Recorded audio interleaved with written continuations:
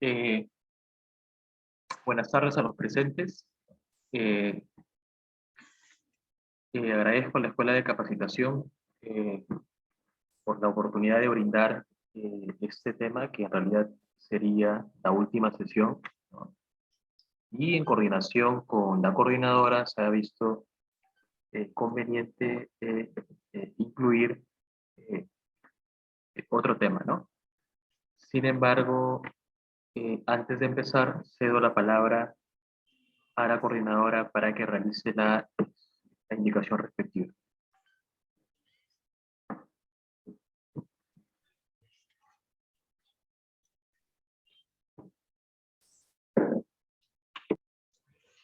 Estimados, tengan todos ustedes muy buenas tardes. Mi nombre es Claudia Arbe y a continuación daremos inicio a la quinta sesión del curso de Derecho Administrativo, Ley 27444. Este curso es organizado por la Escuela de Capacitación Especializada, el Centro Peruano de Capacitación y Consultoría Legal y Empresarial, en convenio con el Ilustre Colegio de Abogados del Callao. El docente a cargo de este curso es el abogado Roberto Jorge Farroñay Espinosa. Durante esta sesión habrán 2 momentos para que ustedes puedan realizar sus consultas al docente, las cuales se realizarán por el chat Zoom levantando la mano cuando se les indique. Recordar a todos los participantes, la asistencia se realizará por el WhatsApp por el cual fueron registrados. Solo deben de poner la palabra asistir. A continuación daremos tiempo al abogado Farroñay. Abogado, su tiempo, por favor. Gracias. Como lo mencionó la coordinadora Claudia, en esta ocasión se verá el último tema respecto al procedimiento administrativo, específicamente, digamos, considerado no como un procedimiento en sí, según estuvo la LPAC, sino como una actividad administrativa, ¿no? Que es la fiscalización. Y adicionalmente, también eh, se expondrá acerca del procedimiento por responsabilidad funcional, ¿no? A cargo de la Contraloría General de la República.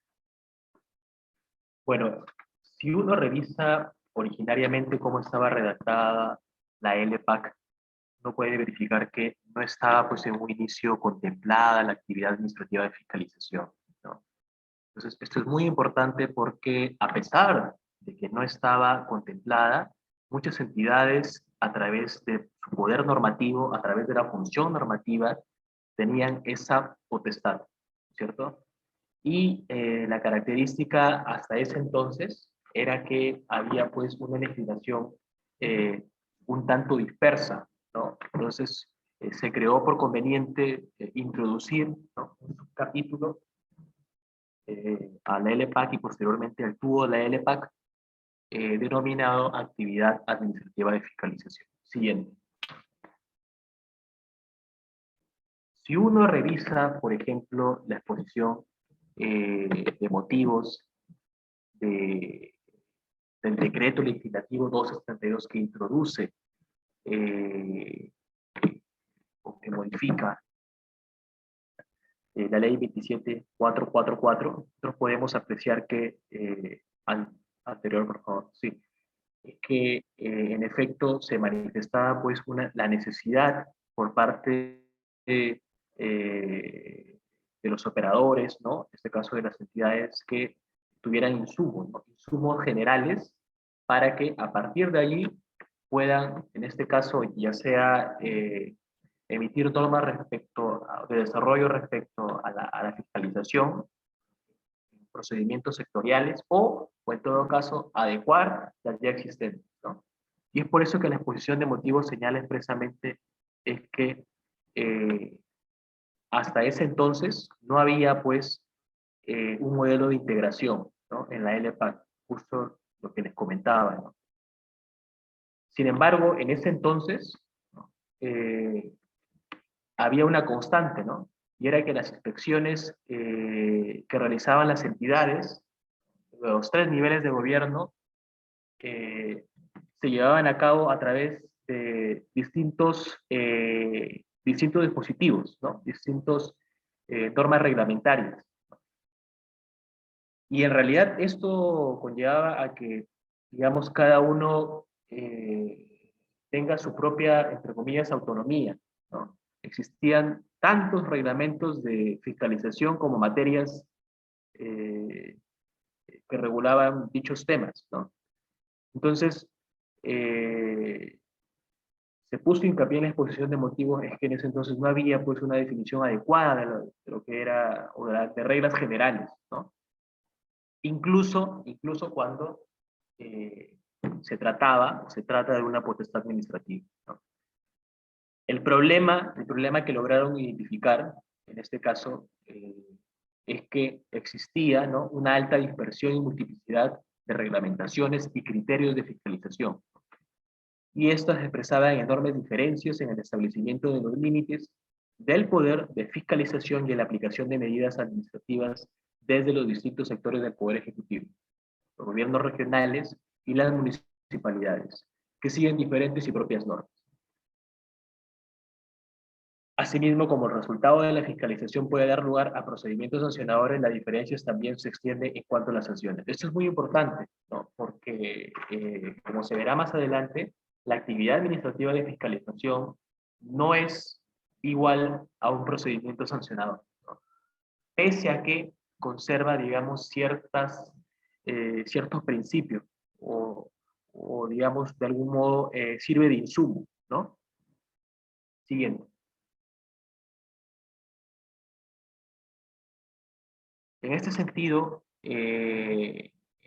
lo que hacía pues esta exposición de motivos es incidir, ¿no?, en crear, digamos, las condiciones para la operación hasta ese entonces ineficiente de la fiscalización, ¿no?, y la carencia de una predictibilidad de seguridad jurídica y de coherencia para la aplicación de las legislaciones sectoriales, lo que inclusive pudo resultar lesivo al interés público y a los derechos de los ciudadanos. Es que en realidad, si es que no había certeza sobre reglas generales respecto a la actividad administrativa de fiscalización, entonces quedaba pues a libre albedrío de las entidades, incluso con esa potestad legal de supervisar o de fiscalizar, de que dentro de esa actividad, ¿no?, que para algunos es procedimiento, pueda, digamos, tener algunas incoherencias o sobre todo afectar los derechos de los ciudadanos, ¿no?, las garantías mínimas, ¿no?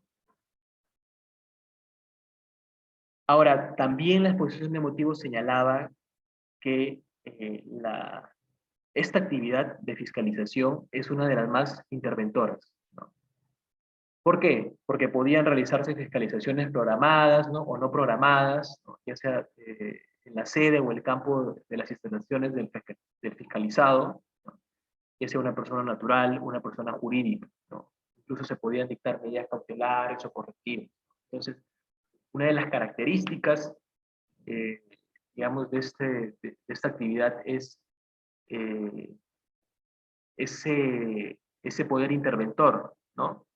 Que, digamos, en algunos casos en ese entonces, podría ser lesivo a los intereses de los administrados, ¿no? Siguiente. ¿Cuál fue la solución? La solución fue crear una regulación general aplicable a todas las entidades en los 3 niveles de gobierno y que se establezcan reglas claras y comunes, ¿no? Y en líneas generales, como ustedes van a apreciar más adelante, sí pues hay un orden secuencial, ¿no? Digamos que sí permite pues establecer un antes y un después, ¿no?, respecto a la modificación de la LPAC, ¿no? Siguiente.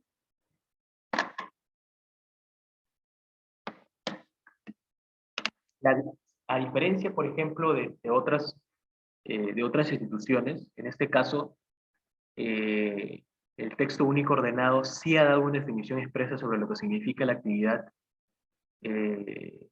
administrativa de fiscalización, ¿no?, como el conjunto de actos y diligencias de investigación, supervisión, control o inspección sobre el cumplimiento de las obligaciones, prohibiciones y otras limitaciones exigibles a los administrados, derivados de una norma legal o reglamentaria, contratos con el Estado u otra fuente jurídica, bajo un enfoque de cumplimiento normativo, de prevención del riesgo, de gestión del riesgo y de la tutela de los bienes jurídicos protegidos.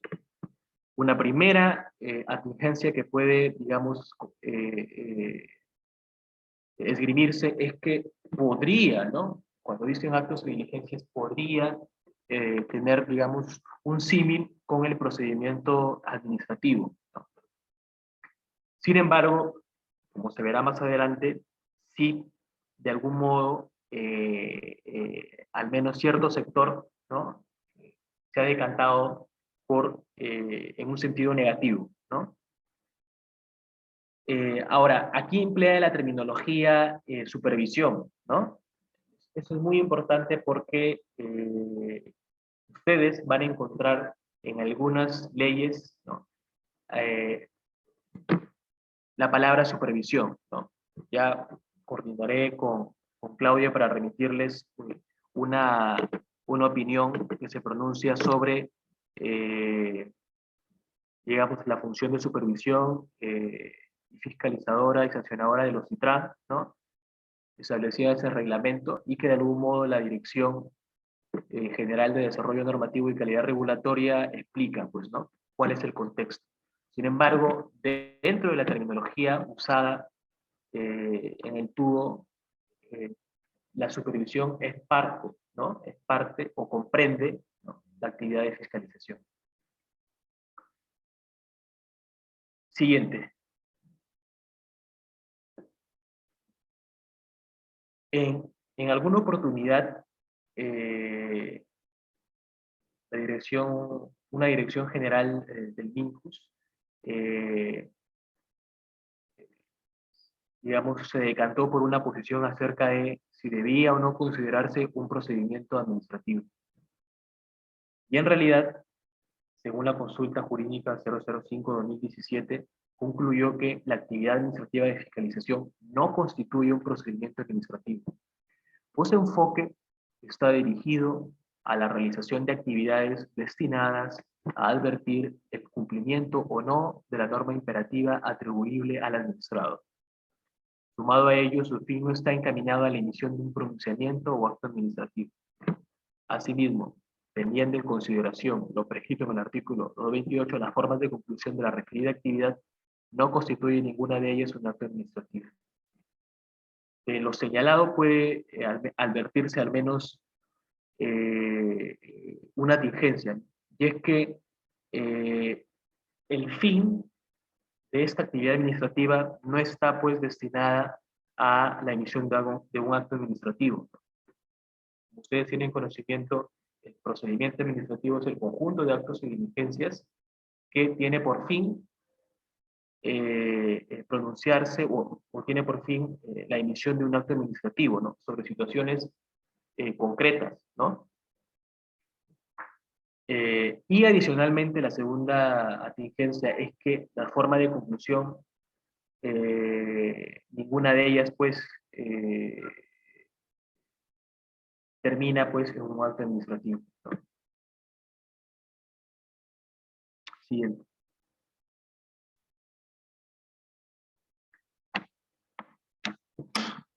Ahora, ¿cuáles son los elementos de la fiscalización? Hay un artículo muy citado del profesor Morón Urbina, que al menos señala 8 elementos indispensables, ¿no? Bueno, el profesor Morón Urbina, citando pues al profesor Severiano Fernández, en su libro La actividad administrativa de inspección, considera pertinente pues establecer algunos elementos que son fundamentales en esta actividad administrativa, ¿no? ¿Por qué carácter unilateral? Porque deriva de una potestad administrativa. No, pues, no emerge de una aceptación, ¿no?, o de un acto volitivo por parte del sujeto de fiscalización, ¿no? Y en este caso, el administrado tiene tiene ciertas cargas, ¿no? Las cargas de, como se verá más adelante, de aportar cierta información, ¿no? Asimismo, también tiene un carácter externo, en el sentido de que es una actividad extra administrativa, ¿no?, que se ejerce sobre las personas jurídicas, en un ámbito de competencia específico. Asimismo, tiene un carácter restrictivo, ¿no? Que supone, digamos, una incidencia negativa, ¿no?, en los sujetos fiscalizados, ¿no? Asimismo, también tiene un carácter técnico, ¿no? Y es que, en realidad, esta actividad administrativa tiene como fin verificar o comprobar que la actividad regulada se encuentre o esté sujeta a las reglas, ¿no?, y a los estándares preestablecidos, ¿no? Entonces, en cierta medida hay pues aspectos técnicos eh, que deben ser realizados por cierto personal, ¿no? Tiene también un carácter inmediato, ¿no?, en la medida en que generalmente se requiere un contacto muy cercano, muy próximo, ¿no?, entre la persona que fiscaliza, ¿no?, y el objeto de esa actividad. Tiene un carácter singular y transitorio, ¿no? ¿Por qué singular? Singular porque solo se pueden realizar verificaciones sobre aquellos aspectos que sean singularmente de la competencia, en este caso de la entidad, y no puede, digamos, exceder otro límite, ¿no? ¿Y por qué temporal? Digamos, porque en esencia la fiscalización no es de carácter indeterminado, ¿no?, sino tiene un plazo muy específico. Tiene un carácter reglado en la medida en que solo está permitido por ley, ¿no? Esto es muy importante porque, como se mencionará, una entidad, ¿no?, consultó si el ordenamiento jurídico sectorial, en este caso, daba la posibilidad para que tuviera actividad o ejerciera actividad administrativa de fiscalización. Tiene un carácter instrumental, ¿no?, ya que asegura el cumplimiento de las normas legales. Esos son los 8 elementos característicos de la fiscalización, sobre la base de lo expuesto por el profesor Borón Urbina. Siguiente.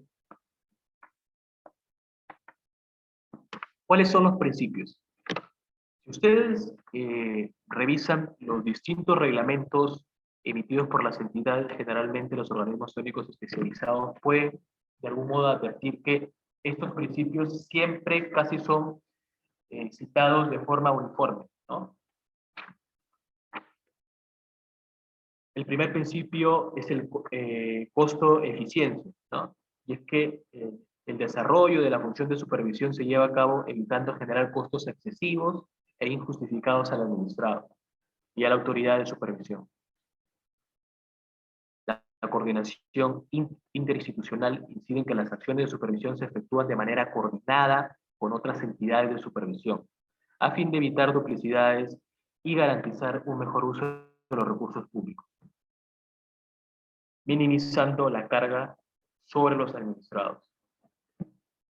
La integración de la información implica que la información recabada, ¿no?, esté sistematizada y almacenada en soportes tecnológicos, ¿no?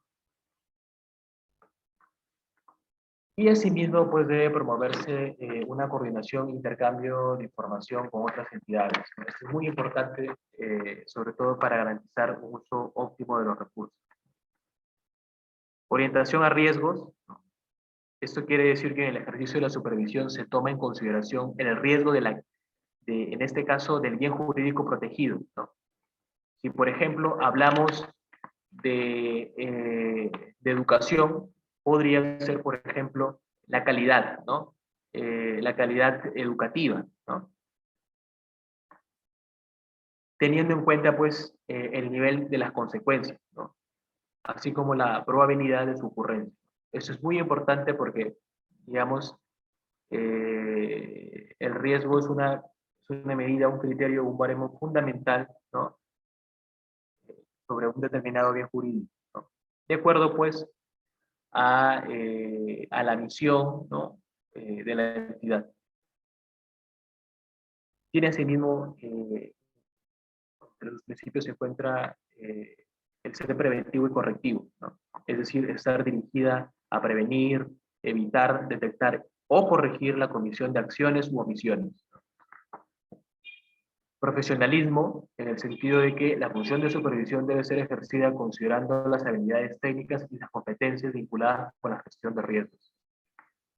La promoción del cumplimiento en la medida en que el ejercicio de la función de supervisión se promueve la orientación y la percepción en el cumplimiento de las obligaciones del administrado. Eso es muy importante, ¿no? Porque no tiene pues un fin, digamos, sancionador, ¿no? Como el PAS, por ejemplo. La regulación responsiva en la medida en que se realiza de forma modulada, ¿no? En función a la oportunidad y al tipo de la obligación que se va a supervisar. Y finalmente la supervisión basada en evidencia. Eso es muy importante porque toda acción de supervisión por regla debe ser planificada, ¿no? Y ejecutada tomando como referencia información objetiva. Siguiente. Justo esto es lo que comentaba, ¿no? Que solo por ley o decreto legislativo puede atribuirse la actividad de fiscalización a las entidades, ¿no? Bueno, acá hay un mensaje de la coordinadora indica. Simplemente abogado, quería informarle para dar inicio a la primera ronda de preguntas y verificar si los presentes tienen alguna consulta que realizarle. ¿Conforme? Sí, correcto. Entonces, procedo a decirles a todos los participantes que el chat Zoom se encuentra habilitado y que tienen la opción de levantar la mano para poder hacer cualquier consulta.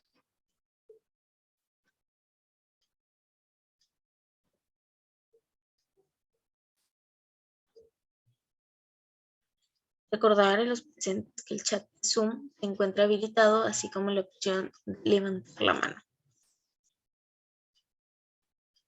Daremos unos minutos, si no continuaremos con la exposición de este tema. Vemos una participación a la señora Neus Cuadros Vilcar. Sí, por favor. No me quedó claro en la exposición cuando colocaron la diapositiva de la fiscalización y si eso no es un procedimiento administrativo, porque el título de la diapositiva decía una cosa y el texto que estaba colocado en esa diapositiva decía otra.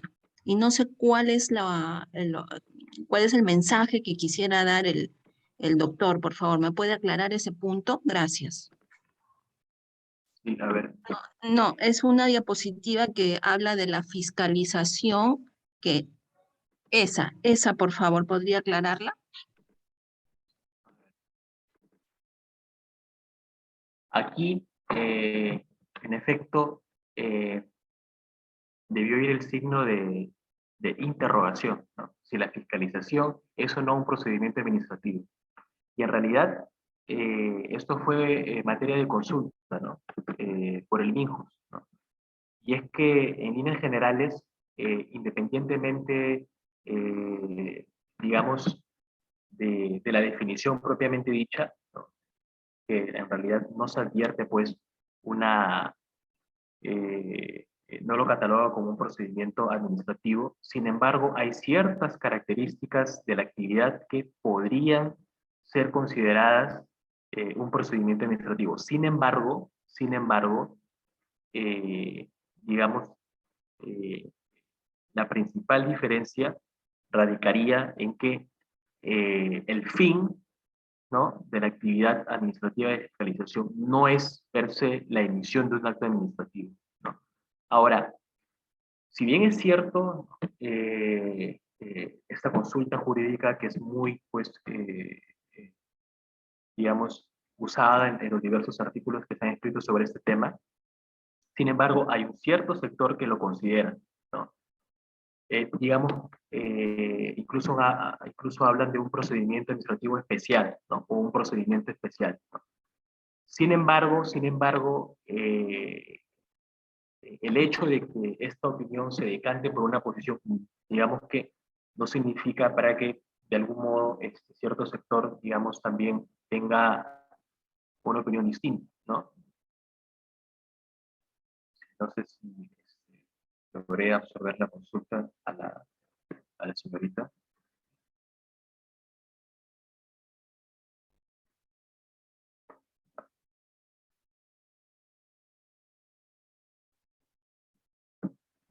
Señora News, le estamos activando su Sí, micrófono. sí, por favor, pero no me sigue quedando claro porque lo que yo quisiera saber, más allá de las opiniones, que puede haber una posición u otra y el sustento respectivo en la doctrina, ¿qué cosa es lo que dice nuestra normativa? ¿O es que nuestra normativa es tan ambigua que permite las dos posiciones? Gracias. Sí, y en realidad, desde una definición estrictamente literal, ¿no?, como ha sido considerada a través del decreto ejecutivo 272, sí, pues, digamos, hay un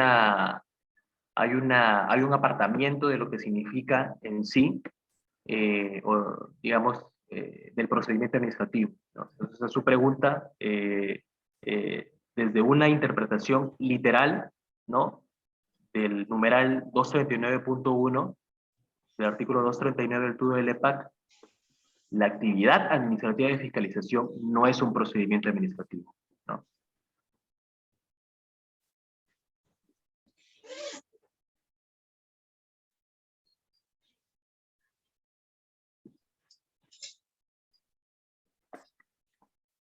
Señora News, quedó aclarada su duda. Sí, muchas gracias. No, gracias a usted. Y en realidad,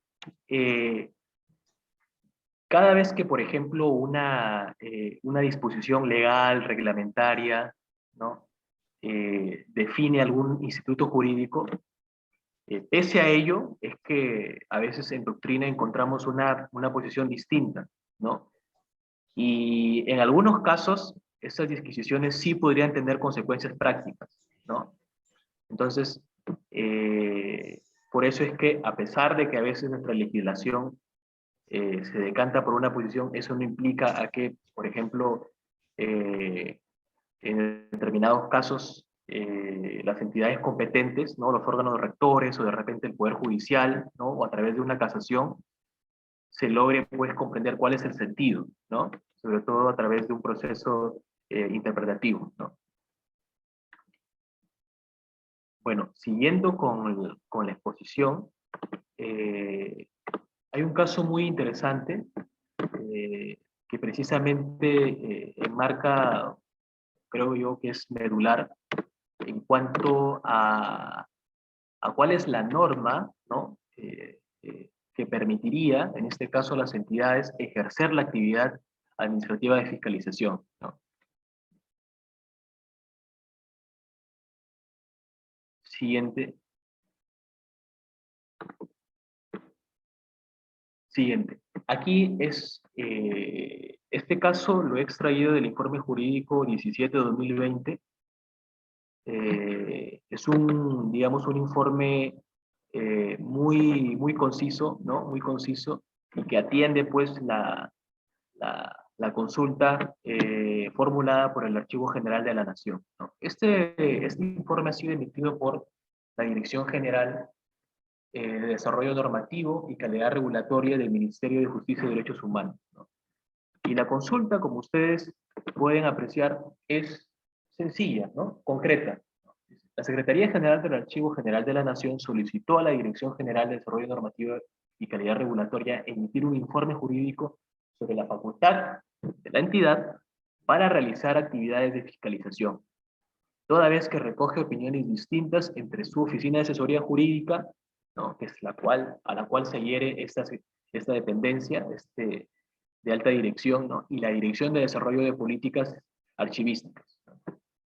Entonces, aquí es muy interesante porque dentro de la entidad se habían definido dos posiciones, ¿no? Una de ellas es de la Oficina de Asesoría Jurídica, ¿no? Y otra, de la Dirección de Desarrollo de Políticas Archivísticas.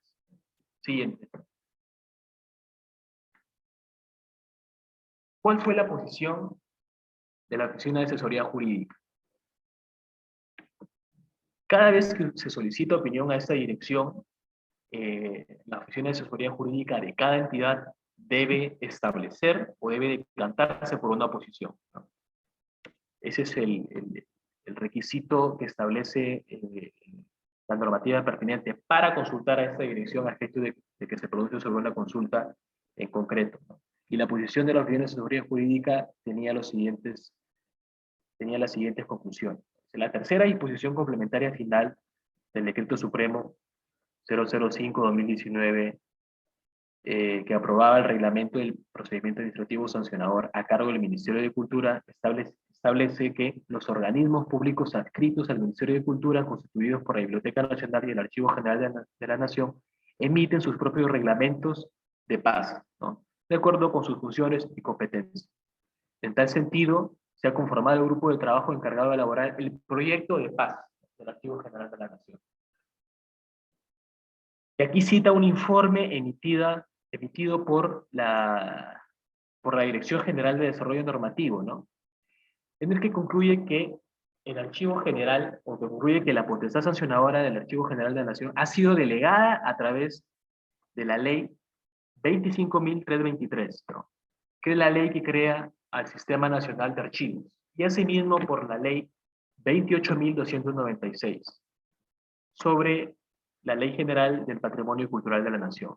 Al respecto, la Oficina de Asesoría Jurídica considera que la potestad fiscalizadora, así como el procedimiento sancionador, se inician siempre de oficio, ¿no? Eso es lo que contempla también el tubo de LPAC, ¿no? Conforme lo dispone los numerales 240.1 y 255.1.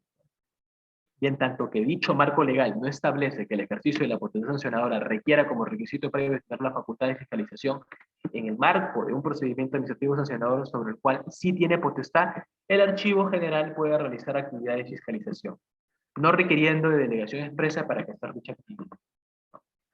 Como ustedes pueden advertir, al menos expresamente no estaba contemplada esa potestad, ¿no? Siguiente.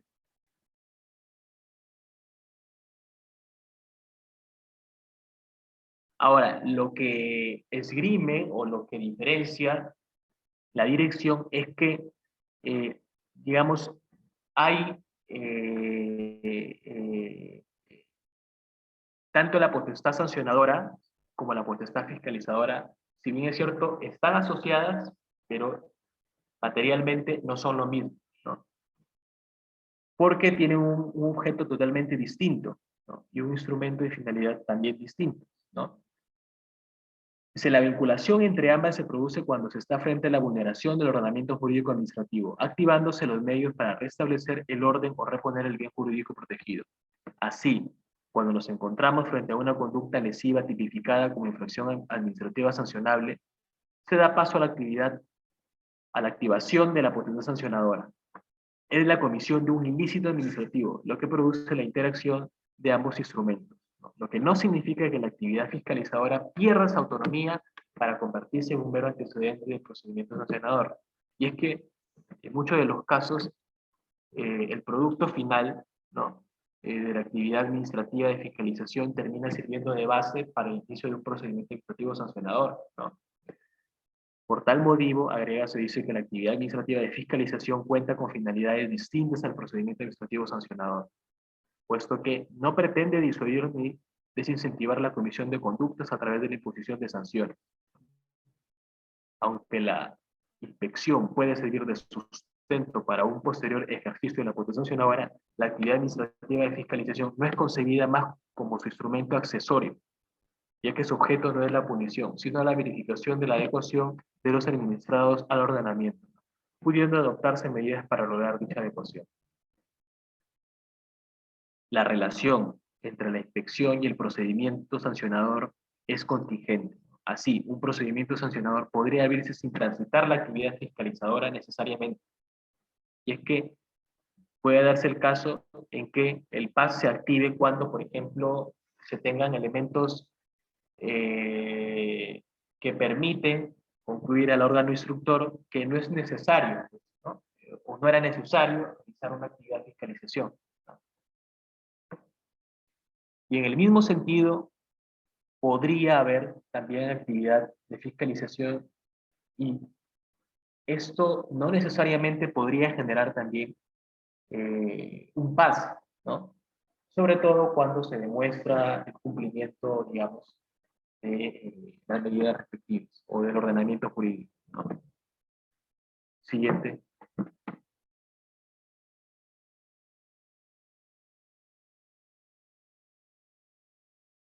Como ya se indicó, la Oficina de Asesoría Jurídica del Archivo General de la Nación requiere, ¿no?, a esta dirección pronunciarse respecto a que si su institución, en el marco de un procedimiento administrativo sancionador, puede realizar actividades de fiscalización sin requerir de delegación expresa, en tanto tiene una opinión discrepante con la Dirección de Desarrollo de Políticas Archivísticas, ¿no?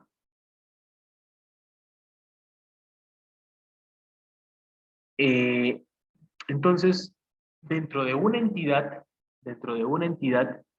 eh, se habían establecido dos posiciones, ¿no?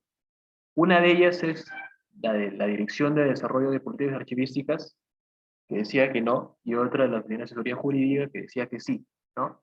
Vinculándolo, pues, con esa habilitación legal que tiene el Archivo General de la Nación para sancionar. Entonces, si el razonamiento era más o menos el siguiente, si ellos tienen la posibilidad o esa habilitación legal para sancionar, por consiguiente, tendrían también esa potestad administrativa para fiscalizar. Ese era el argumento, digamos, más importante, ¿no?, que tenían. Siguiente.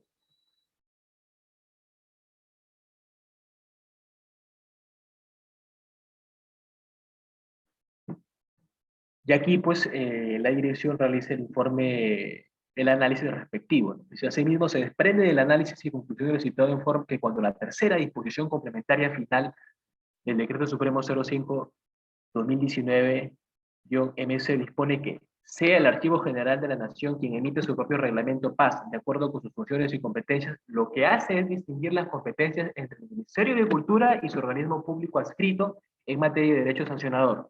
De modo que tal disposición no es la que habilita legalmente al archivo para elaborar su reglamento sancionador, sino que demarca el uso exclusivo del instrumento normativo para el Ministerio de Cultura, toda vez que la habilitación legal, en este caso, para ejercer potestad sancionadora, está contenida en el artículo 5 de la ley 25.323 y en el artículo 49 de la ley 28.296, ¿no?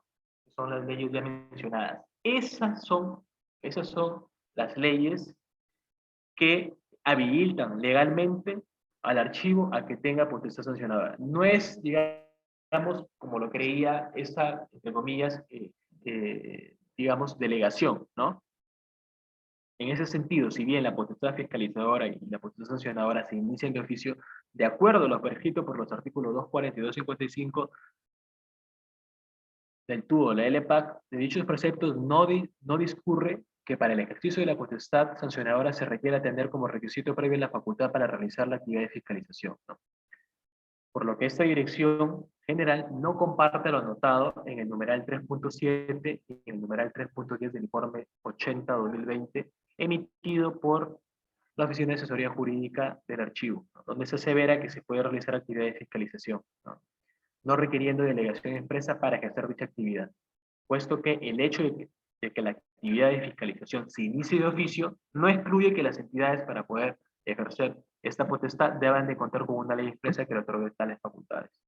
Siguiente.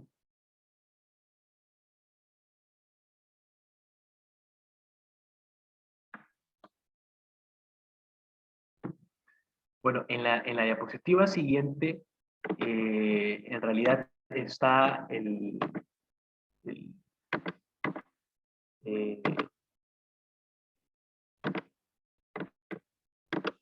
aquí encontramos el comentario final, ¿no? El comentario final. Y es que en realidad, implícitamente, le dice al Archivo General de la Nación que no ostentaba, digamos, al menos expresamente, la facultad de, o la potestad administrativa de fiscalización, ¿no? Siguiente. Ya. Ahora, el artículo 240 señala que respecto a la facultad de las entidades que realizan actividades de fiscalización, dice el numeral 240.1, los actos y diligencias de fiscalización se realizan siempre de oficio, bien por propia iniciativa o como consecuencia de orden superior, petición motivada o por denuncia, ¿no? Y aquí encontramos una división de una actividad regular y una actividad especial, ¿no? Ya sea por propia iniciativa o digamos a pedido del administrado, o en este caso de repente por alguna denuncia, algunos reglamentos de entidades contemplan pues digamos alguna denuncia administrativa incluso proveniente de entidades públicas, ¿no? De otras entidades vinculadas, ¿no? Siempre esta actividad se va a realizar de oficio, ¿no? Y esto es lo que caracteriza, pues, a este tipo de actividad, ¿no? Siguiente.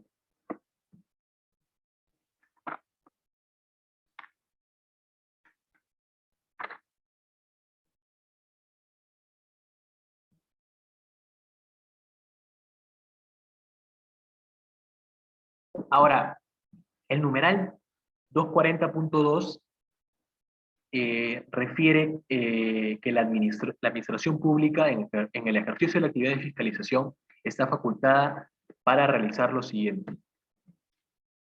Dice, requerir al administrado objeto de la fiscalización la exhibición o presentación de todo tipo de documentación, expedientes, archivos u otra información necesaria, respetando el principio de legalidad. El acceso a la información que puede afectar la intimidad personal o familiar, así como las materias protegidas por el secreto bancario, tributario, comercial e industrial, y la protección de datos personales se rige por lo dispuesto de la Constitución Política y en las leyes especiales. Entonces, aquí pues está esa posibilidad de que la entidad tenga acceso a la información del administrado. Aquí, si ustedes pueden apreciar, desde una primera lectura, solamente podría ser sujeto de esta, solo podrían obtener información de únicamente el administrado objeto de la fiscalización, ¿no? Entonces, excluye o incluye a los terceros, ¿no? Y en realidad hay, digamos, al menos en la doctrina sí se acepta que incluye también a los terceros. ¿Cuál es la base? ¿No? La base es ese deber de colaboración, ¿no? De los administrados. Pero, ojo, administrados ciertamente en un sentido lato, ¿no? Y no, digamos, de manera similar como un administrado objeto de la fiscalización, ¿no? Entonces, la pregunta o la respuesta a esta pregunta sería que también podría implicar a terceros, ¿no? Que lógicamente no constituyen pues el administrado sobre el cual se está realizando la fiscalización. Ahora, en cada caso debe verse pues si la información que se va a solicitar está pues o vulnera alguno de los derechos constitucionales, ¿no? O en este caso las leyes vinculadas a la protección de datos personales. Esto es muy importante porque en cada caso concreto se evaluará si efectivamente hay o no una vulneración, ¿no? Siguiente. También está facultada para interrogar a las personas en materia de fiscalización o a los representantes, ¿no? Empleados, funcionarios, asesores y a terceros, ¿no? Utilizando los medios técnicos que consideren necesarios para generar un registro completo y fidedigno de las declaraciones, ¿no? Ahora, aquí en general se refiere pues de manera o en principio a una relación in situ, ¿no? En el lugar específico, ¿no? Digamos, el fin es o permitir una adecuada verificación, ¿no? Y la citación o la comparecencia personal, ¿no? Debe regirse por los artículos 69 y 70, ¿no? ¿Qué quiere decir esto? Que debe haber pues una identificación de la autoridad, ¿no? ¿Cuál es el objeto, materia de comparecencia, ¿no? El requerimiento por escrito, ¿no? La motivación, ¿no? Una notificación previa, ¿no? Y digamos que se vincula bastante a lo que es el debido procedimiento, ¿no? Siguiente, por favor. Bueno, la administración pública en el ejercicio de la actividad también está facultada para realizar inspecciones con o sin previa notificación en los locales y o bienes de las personas naturales o jurídicas objeto de las acciones de fiscalización, respetando siempre el derecho fundamental a la inviolabilidad del domicilio cuando corresponde, ¿no? Y de igual forma, en este caso, sí debería estudiarse en cada caso concreto cuando estamos realmente frente a una transgresión, ¿no? Respecto a este derecho, ¿no? El Tribunal Constitucional en reiterada jurisprudencia se ha referido al contenido constitucionalmente protegido de este derecho, ¿no? Entonces, repito, debe evaluarse en cada caso concreto cuando, digamos, se está o no ante una transgresión. También tiene la facultad para tomar copias de los archivos físicos, ópticos, electrónicos u otros, así como tomar fotografías, realizar impresiones, grabaciones de audio o en video con conocimiento previo del administrado y en general utilizar los medios necesarios para generar un registro completo y fidedigno de su acción de fiscalización. Y es que en general lo que se pretende es tener certeza de que si determinada actividad ejercida por el sujeto en materia de fiscalización cumple o no el ordenamiento jurídico. Y aquí en realidad son pruebas, ¿no? Son pruebas que el agente fiscalizador reúne. Siguiente.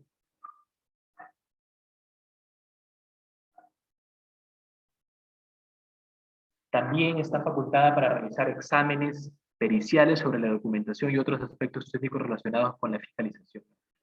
Esto, digamos que es muy importante, ¿no? Las pericias, digamos, siempre tienden a tener certeza, ¿no? Tener certeza respecto, por ejemplo, a la autoría, ¿no? O a la forma en que determinado objeto, ¿no? O determinado documento es materia de debate, ¿no?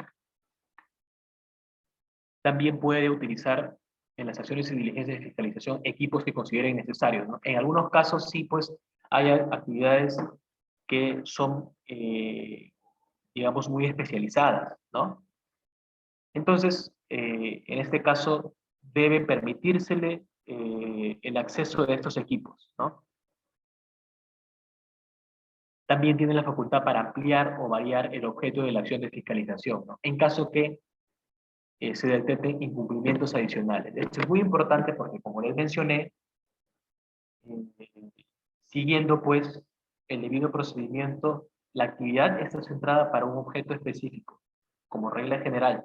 Sin embargo, puede ser el caso que dentro de esa misma actividad pueda, digamos, verificarse algún otro incumplimiento, ¿no?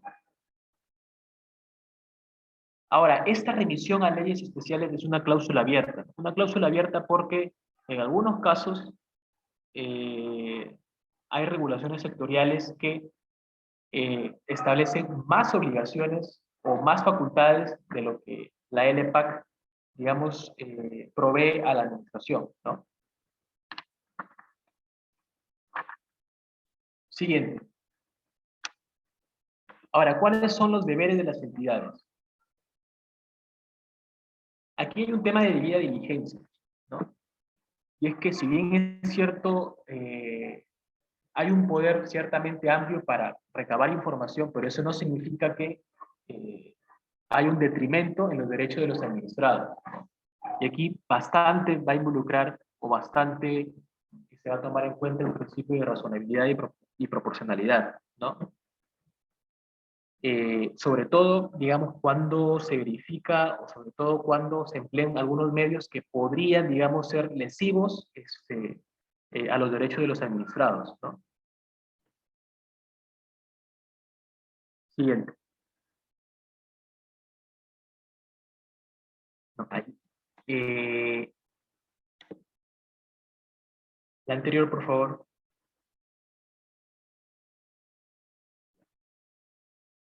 Sí, siguiente, siguiente.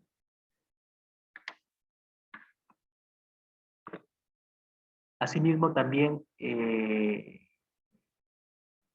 las autoridades, ¿no? Tienen el deber de previamente a las acciones y diligencias de fiscalización realizar la revisión y evaluación de la documentación que contenga información relacionada con el caso concreto objeto de fiscalización. Eso es, digamos, lo que les comentaba, ¿no? Bueno, me indica la coordinadora que tiene un anuncio que mencionarle. A todos los participantes, a todos los presentes, comunicar que se va a dar inicio a la segunda ronda de preguntas. Recordarles que tienen el chat Zoom activado y también la opción de levantar la mano. Damos unos minutos.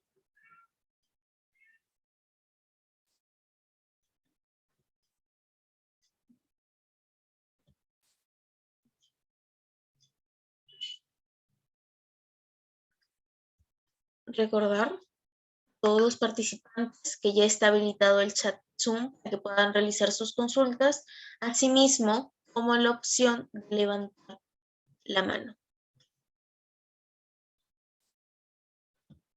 Damos unos minutos, de lo contrario, en caso no hubiesen consultas, se proseguirá con la exposición del tema.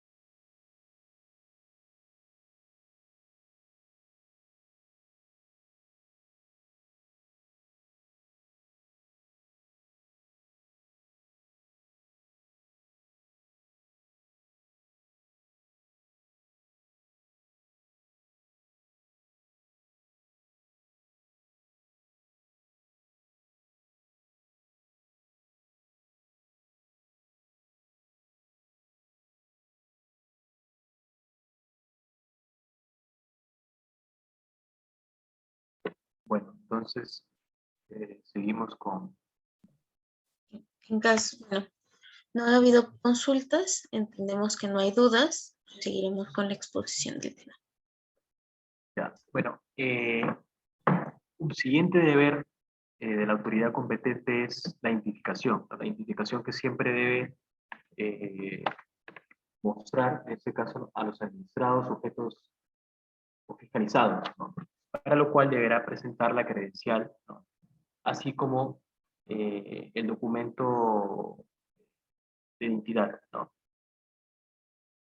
También es un deber citar la base legal que sustente la competencia de fiscalización, las facultades y obligaciones al administrado que lo solicita, ¿no? Esto es muy, esto es, digamos, de algún modo se tiende pues a establecer un equilibrio, ¿no? Si bien es cierto, hay la facultad para fiscalizar, pero eso no significa que, digamos, la administración lo haga pues a su libre arbitrio, ¿no? Siguiente. Hay también el deber de entregar copia del acta de fiscalización o documento que haga sus veces al administrado, ¿no? Al finalizar la diligencia de inspección, consignando de manera clara y precisa las observaciones, ¿no?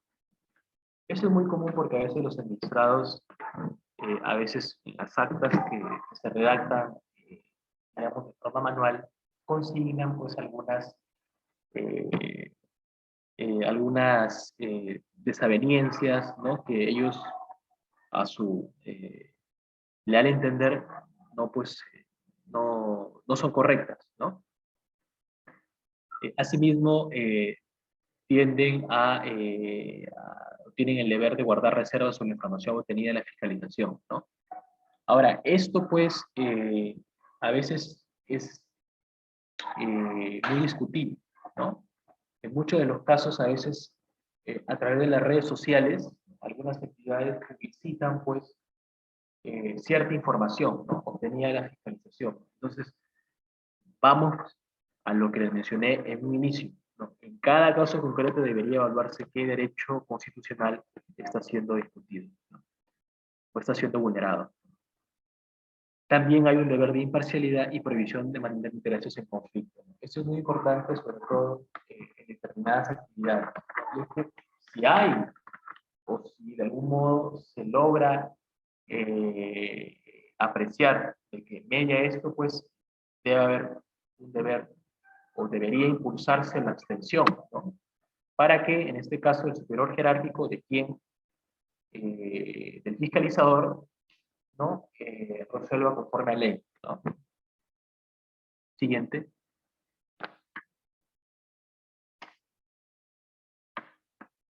¿Cuáles son los derechos de los administrados fiscalizados? Ser informados del objeto y del sustento legal de la acción de supervisión y de ser previsible del plazo estimado de su duración, ¿no? Así como sus derechos y obligaciones en el curso de tal actuación, ¿no? Requerir las credenciales y el documento de identidad de los funcionarios, servidores o terceros a cargo de la fiscalización. Eso es muy importante porque de forma explícita sí se ha creído conveniente que los terceros ejerzan labores de fiscalización, ¿no? Incluso algunas entidades pues han normado esto a través de resoluciones, por ejemplo, resoluciones de consejo directivo, ¿no? Entonces, de algún modo los terceros pues coadyuvan, ¿no? Coadyuvan a realizar esta actividad. También pueden realizar grabaciones en audio y video de las diligencias en las que participen, ¿no? Como les mencioné, pueden incluir también las observaciones en las actas, ¿no? Ahora, también lleva implícito el derecho de contradicción, ¿no? Y es que pueden presentar documentos, pruebas adicionales, ¿no? Sobre todo, digamos, para demostrar el cumplimiento normativo, ¿no? Y de ser el caso, llevar a asesoría profesional las diligencias, ¿no? Sobre todo en temas técnicos, ¿no? Siguiente. ¿Cuáles son los deberes de los administrados fiscalizados? Eh, Realizar o brindar las facilidades para ejecutar las facultades listadas, ¿no? No debe haber, digamos, entorpecimiento, ¿no? Y es que en esa medida debería permitirse el acceso de los funcionarios, servidores y a los terceros, ¿no? a las dependencias, instalaciones, bienes o equipos de administración directa o no, sin perjuicio del derecho fundamental a la inviolabilidad del domicilio, ¿no? Y otra vez más, siempre evaluando el caso concreto, ¿no? A suscribir el acta de fiscalización y las demás que establezcan la ley especial. Hay una cláusula abierta, ¿no? Siguiente. ¿Cómo concluye la actividad de fiscalización?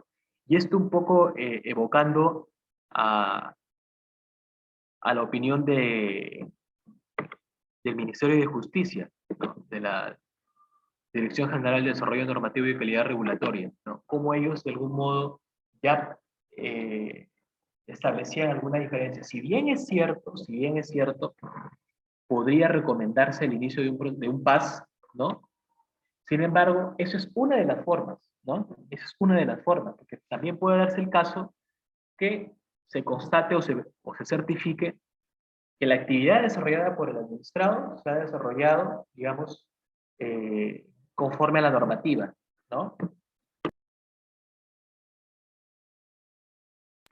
Asimismo, podría pues, recomendar mejoras o correcciones de la actividad desarrollada por el administrado, ¿no? O podría advertir, digamos, la existencia de incumplimientos no susceptibles de meditar la determinación de responsabilidades administrativas, ¿no? Y aquí incluye mucho pues, el principio de razonabilidad, ¿no?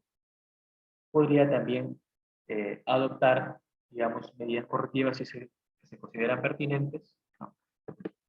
Y el numeral 245.2 señala que las entidades procurarán realizar algunas fiscalizaciones únicamente con finalidad orientativa, ¿no? Esto es de identificación de riesgos, notificación de alertas a los administrados, con la finalidad de que mejoren su gestión. Y es que, a diferencia pues, de la actividad sancionadora, su fin no tiene pues, un fin punitivo, ¿no? Sino en realidad que se cumplan con las normas, ¿no? Sobre todo para evitar precisamente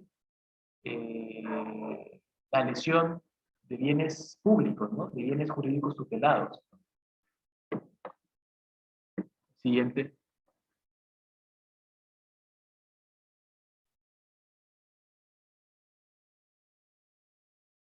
Bueno, eso ha sido, digamos, eh, eh, la temática respecto a la actividad administrativa de fiscalización. Como les mencioné,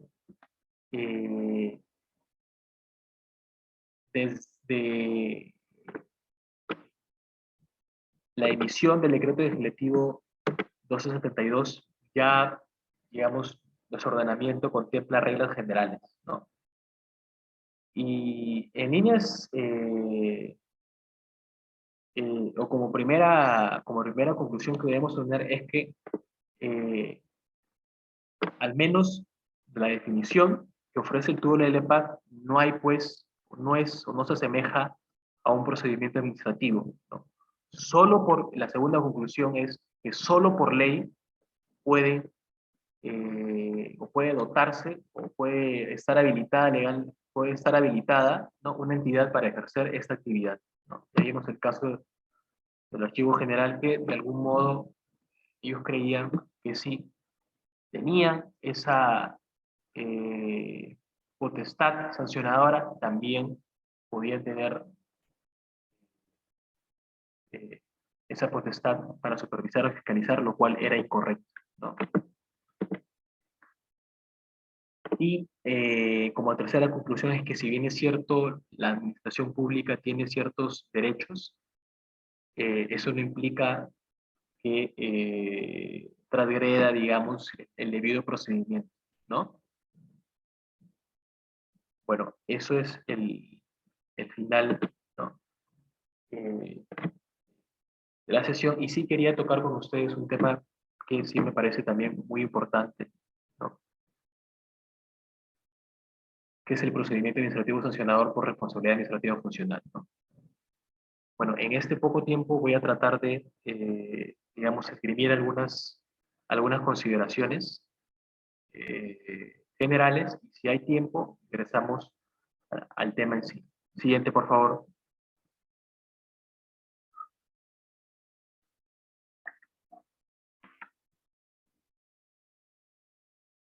Bueno, Constitucionalmente, la Contraloría General de la República, digamos, tiene una función específica, ¿no? Y es que supervisa la legalidad de la ejecución del presupuesto del Estado, de las operaciones de la deuda pública y de los actos de las instituciones sujetos a control. Ojo, que aquí hablamos de supervisión de la legalidad, ¿no? No hablamos, digamos, supervisar actos de gestión, ¿no? Eso es muy importante porque una de las críticas que se formula, pues, a la norma de desarrollo, en este caso la legal, es que una cosa es supervisar la legalidad y otra cosa es supervisar los actos de gestión, ¿no? Siguiente.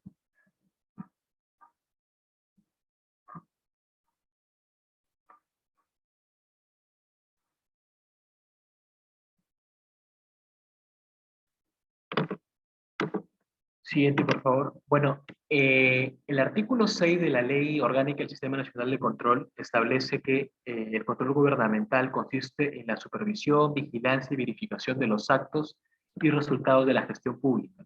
Tenga atención al grado de eficiencia, eficacia, transparencia y economía en el uso y gestión de los recursos y bienes del Estado, así como el cumplimiento de las normas legales y de los lineamientos de política y planes de acción, evaluando los sistemas de administración, gerencia y control con fines de su mejoramiento a través de la adopción de acciones preventivas y correctivas pertinentes. Y asimismo también señala que el control gubernamental puede ser interno y externo. Su desarrollo constituye un proceso integral y permanente. Ahora, uno de los principios medulares de, eh, del control gubernamental es la universalidad, ¿no? Si nosotros observamos el artículo 9, específicamente literal A, podemos concluir que efectivamente la Contraloría tendría, ¿no? O podría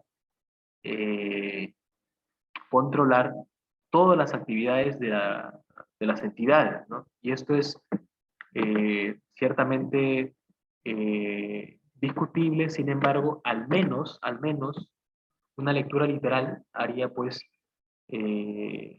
digamos, concluir que en efecto podría o puede controlar todas las actividades. Acá hay un ejemplo, no sé si podría mostrarlo la coordinadora siguiente. Está en la siguiente, por favor.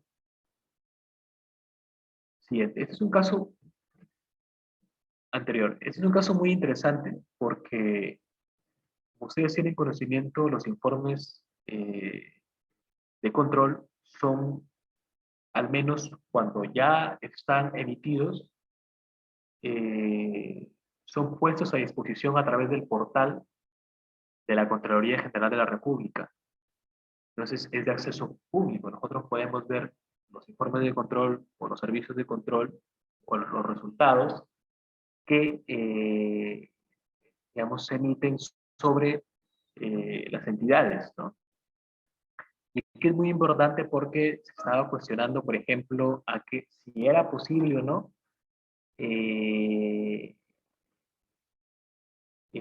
digamos, incidir en cómo es que la autoridad competente, ¿no? Podía o no, o estaba, o no debía interponer recursos administrativos, ¿no? Y ellos decían, por ejemplo, que el acto administrativo no era pasible de nulidad. Entonces, el recurso impugnatorio ciertamente no estaba acreditado, ¿no? Entonces, si bien es cierto, es una deficiencia de control interno, pero de algún modo se ejerce dentro de este control gubernamental, ¿no? Entonces, ¿cuál debería pues, ser el límite, ¿no? Siguiente.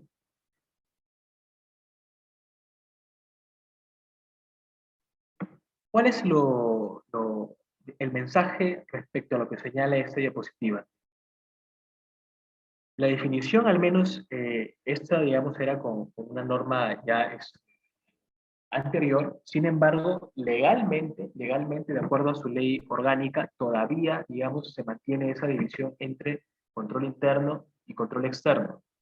Y respecto al momento, control previo, simultáneo y posterior. ¿Por qué es importante?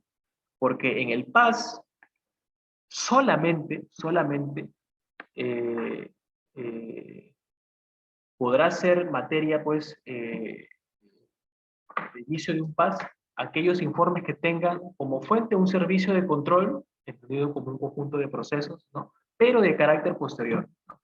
Esto es muy importante porque, digamos, en una regulación anterior no especificaba, ¿no? Entonces, daba pues una interpretación, digamos,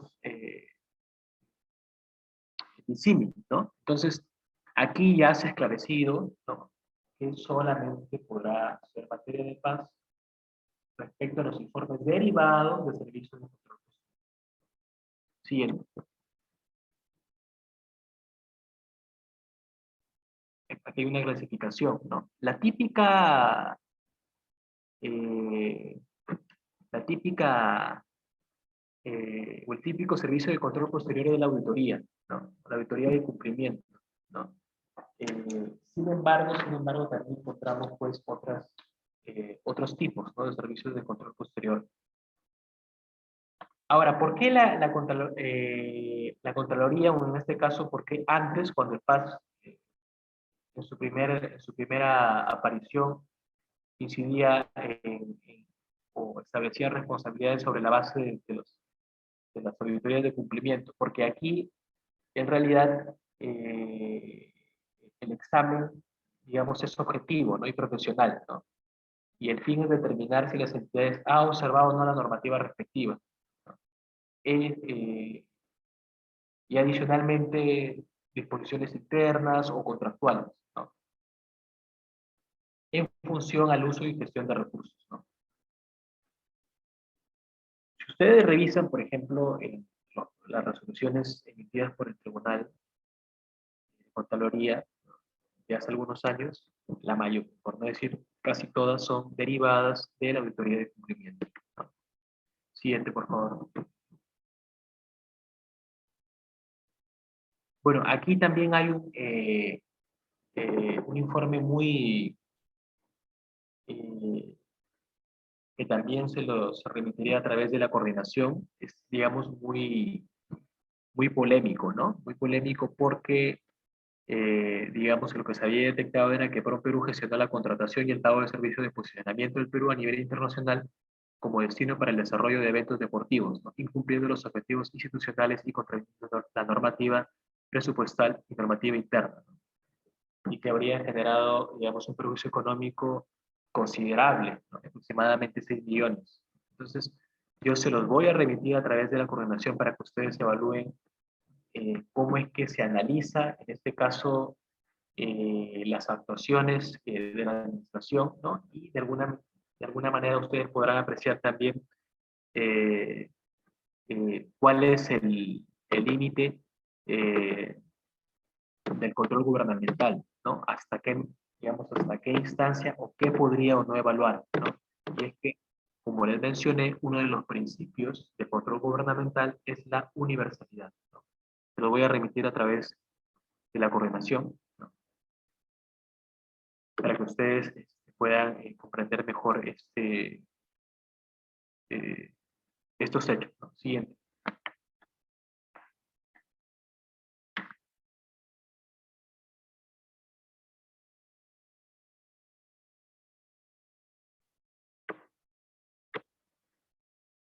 Siguiente.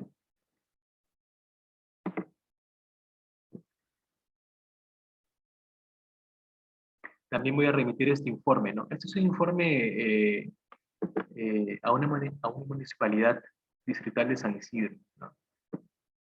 Y aquí, por ejemplo, en igual medida, ¿no?, se había detectado que, por ejemplo, diversas áreas usuarias elaboraron perfiles de puestos con características particulares de personas, ¿no?, también más que no se condicen con las funciones a realizar, y se dio como ganadores a postulantes que no acreditaron todos los requisitos mínimos, afectando a la entidad, pues se le imposibilitó seleccionar personal más idóneo, ¿no?, para puestos públicos, contratando postulantes sin acreditar mérito y capacidad.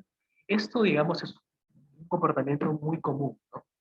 En algunos casos cierta normativa exigía que la entidad pues acreditase el presupuesto público y el perfil de puesto iba a ser, digamos, elaborado según el requerimiento del área usuaria.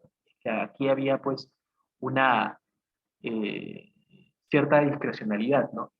Como ustedes van a verificar, había pues se habían contratado o se habían establecido los perfiles a personas que habían laborado bajo otra modalidad, ¿no? Y ellos, en algunos casos, habían ingresado, ¿no?, a la entidad. Por eso es que de algún modo se cuestionaba eso, ¿no? También se lo ha remitido por la coordinación, ¿no? No sé si para finalizar podrían avanzar 3 diapositivas, por favor.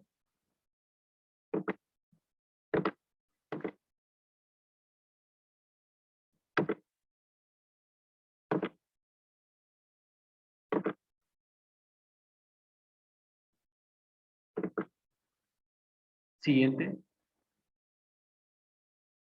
Siguiente.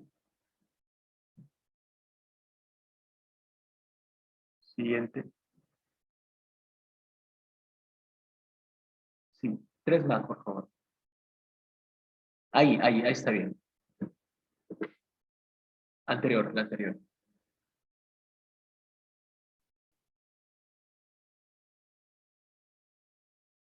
Ya, ahora, el artículo 127 del reglamento del PAS, a esto quería llegar, define la calidad del medio de prueba del informe, ¿no?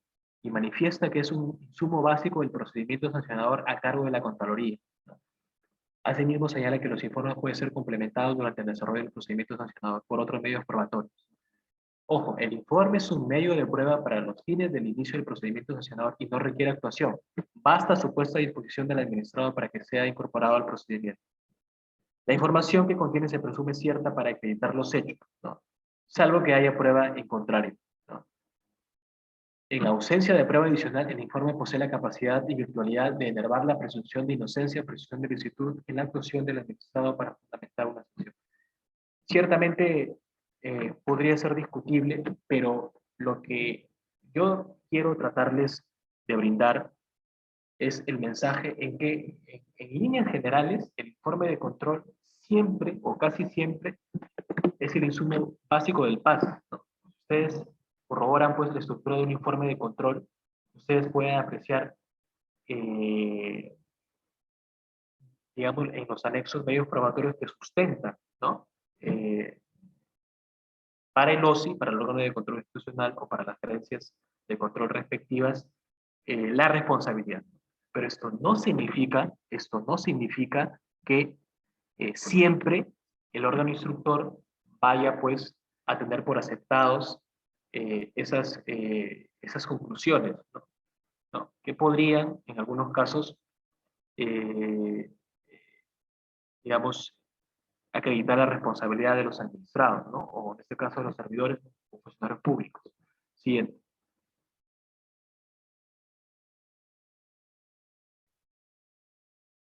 Eso es lo que también les mencionaba, ¿no?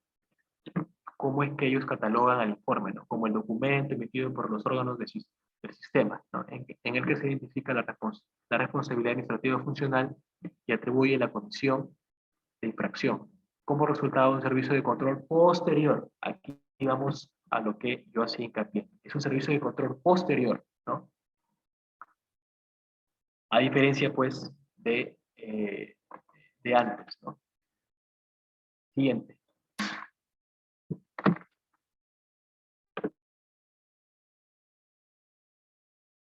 ¿Cuáles son los criterios que se tienen en cuenta, ¿no? El perjuicio del Estado, ¿no?, como un efecto adverso a los intereses del Estado, que genera la acción o omisión del funcionario o servidor público, ¿no? Y esto es muy importante, y es que no se considera perjuicio del Estado la transgresión de normas o principios, ¿no? Esto sí me parece ciertamente, digamos, saludable, ¿no? Y en lo que respecta a perjuicio económico, si hay una definición también concreta, como el menoscabo, disminución, detrimento, pérdida o deterioro del patrimonio de la entidad o del Estado en general, ¿no? Que ha sido generado por la acción o omisión irregular del funcionario o servidor público, ¿no? Lo importante es que debería estar cuantificado en el informe y no tiene finalidad resarcitoria.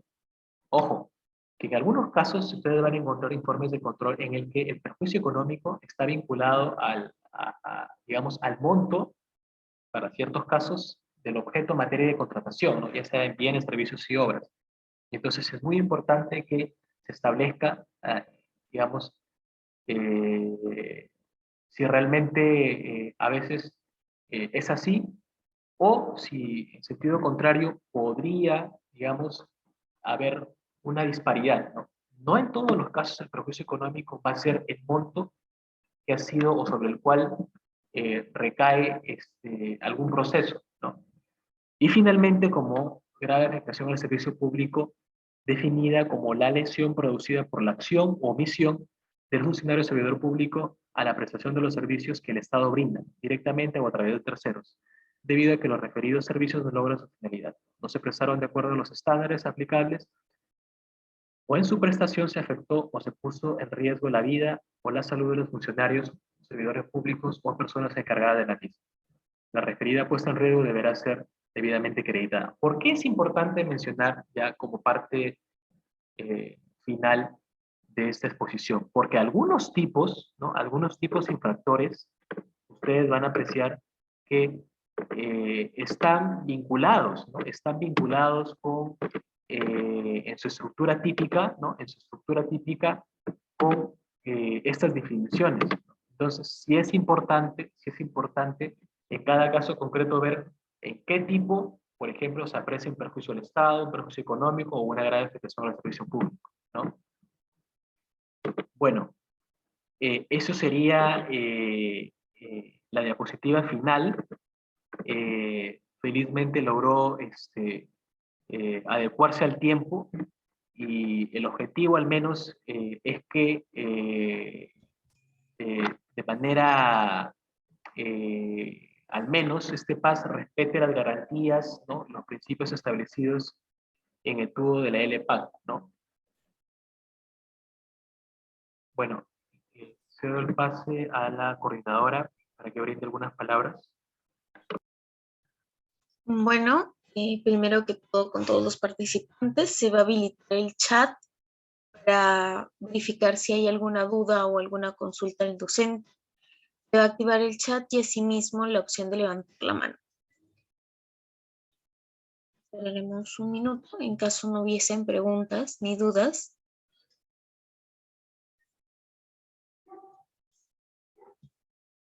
Señor Armando, estamos habilitando su micrófono. Buenas noches, profesor. ¿Cómo Aló. ¿Cómo está, señor Armando? Buenas noches, lo escuchamos. Sí. Quisiera hacer una consulta. El Registro Nacional de Sanciones de Servidores Civiles, ¿bajo qué jurisdicción está, doctor? Creo que está bajo el Poder Judicial o servir. Sí, correcto, correcto. Es efectivamente por la institución que ha mencionado, ¿no? En realidad, la ventaja es que ahora a través de los principios de transparencia, ¿no? Y integridad, los ciudadanos pueden consultar el registro, ¿no? Que en realidad es una herramienta, pues, de servir, ¿no? Para saber si una persona, digamos, se encuentra o no sancionada por el Estado o inhabilitada, ¿no? Solamente con el número de DNI nosotros podemos acceder a la información que consideramos pertinente, ¿no? Doctor, hay una inhabilitación de una amiga.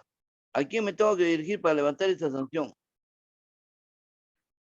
Claro, en realidad, por ejemplo, probablemente sea una inhabilitación de un PAS, ¿no? Entonces, en líneas generales, tendría que verse, pues, en cada caso concreto, debido a qué acto, o qué Perdón, acto... perdón, doctor, ella ha sido digamos, absuelta, no le encontraron responsabilidad en el proceso administrativo. Y sin embargo, el Registro Nacional de Sanciones le puso la inhabilitación. Y hasta ahora aparece como vigente esa inhabilitación. Entonces hay que levantar esa inhabilitación. ¿Ante quién? Voy al Registro Nacional de Sanciones. Ese es el tema. O me dirijo Sí, al servicio. y es una buena pregunta en realidad. Y es que si uno revisa, por ejemplo, la normativa pertinente, son las oficinas de recursos humanos las encargadas de registrar, ¿no? Entonces, digamos, hay mecanismos legales que permitirían en este caso rectificar, ¿no? Porque es un caso muy particular el que usted menciona, ¿no? No sé si por, no sé si por interno usted podría de repente coordinar con la señorita Claudia para ver, digamos, este, eh, Me digamos, la gusta. consulta concreta, ¿no? ¿Cómo me comunico por interno? ¿Me da un Sí, número ya celular? coordinarán internamente con la señorita Claudia. Ya, doctor, muy agradecido, muy agradecido. No, gracias a usted. Vamos a dar pase al señor Cristian Yauri. Estamos habilitando su micrófono. Buenas noches, doctor. Excelente exponencia. Bueno, tengo una duda. Actualmente yo trabajo en una municipalidad y estoy en la parte de gerencia administrativa y tuve un casito donde la notificación llegó a una persona natural, se podría decir, y las sanciones también llegaron hacia esa persona. La persona respondió a las sanciones, la notificación con ese nombre. Y cuando llegó la resolución de sanción, la persona apeló, pero con un nombre jurídico y con un RUC. ¿Cómo se podría hacer en esos casos, doctor? Gracias. Sí, muy amable, señor Vice, por su pregunta. No sé si podría, por favor, precisar si estamos dentro de un PAD de repente. Eh, y entiendo de que la sanción ha sido emitida por la entidad o a través de servir en vía apelación. La sanción fue hacia la municipalidad, hacia un local que estaba Ah, en ya, normas, ya, pero entiendo. en el local cuando salió la persona, también los sancionadores, los de la parte de municipalidad no se dieron cuenta o no indagaron bien el trabajo. Cuando salió la persona, notificaron a la persona. La notificación y el acto de notificación salió la persona también apeló a eso. Sucesivamente se le mandó una IFIS a carta a la persona también que mencionó el nombre natural, porque era una persona natural, y la persona respondió a la carta con un expediente, claro, y luego ya salió una resolución de sanción, y la persona apeló a eso, pero ya con un nombre jurídico ya, y con un RUC claro. Ya, bueno, bueno, es un caso también muy interesante. Lo que yo entiendo es que, sin perjuicio de repente de una coordinación posterior, pero si ya ha habido un acta de fiscalización que se ha dado dentro de, de la actividad o dentro de esa potestad de fiscalización, posteriormente ya el órgano respectivo, el órgano instructor, ha iniciado un PAS. Ahora, para iniciar un PAS, lo mínimo que debió preverse es cuál es el sujeto que ha cometido, ¿no? O ha omitido determinado hecho que catalogado como una infracción, ¿no? Y el acto de sanción igualmente debe estar identificado, ¿no? Entonces, ¿qué le parece, señor Cristian, si podría coordinarse también de forma interna para eh, verificar, ¿no? Verificar y atender su duda? Claro, doctor, puede ser correcto. Gracias, muy bien. No, gracias a usted por su pregunta.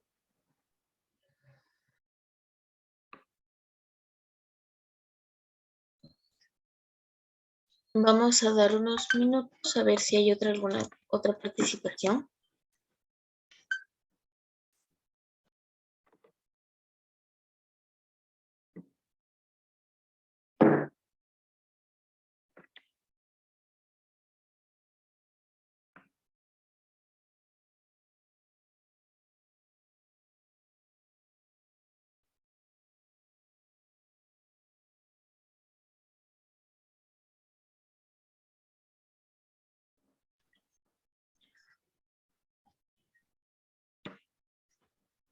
Bueno, a ambos participantes se les ha escrito por interno, por favor prestar atención. En vista de que no hay ninguna consulta, ninguna duda adicional, procedemos a dar el cierre de esta sesión.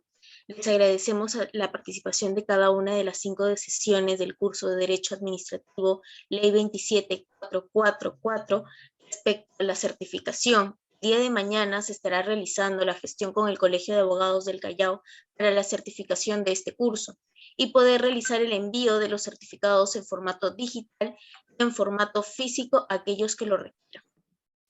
Les recordamos a cada uno de ustedes que tendrán el beneficio continuo del acceso a las grabaciones de cada una de las sesiones realizadas en vivo, así como también del material utilizado durante el curso.